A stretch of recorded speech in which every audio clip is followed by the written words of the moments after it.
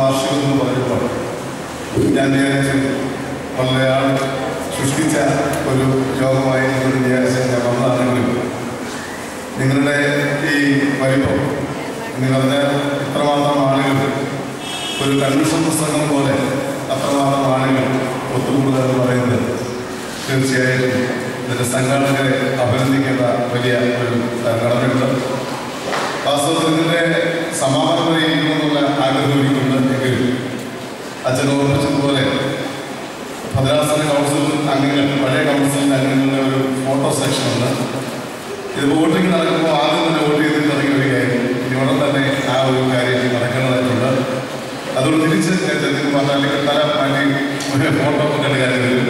എന്തായിരുന്നാലും എന്നെ ക്ഷണിച്ച സന്ദർഭത്തിൽ ഞാൻ അത് വാക്ക് കൊടുക്കുകയായിരുന്നു എത്തിച്ചേരാമെന്ന് ഈ മീറ്റിംഗ് ഉണ്ടെങ്കിലും തീർച്ചയായിട്ടും നമ്മുടെ കുടുംബ സംഗമവും വാർഷികവും നടത്തേണ്ടത് വളരെ ആവശ്യമാണ്.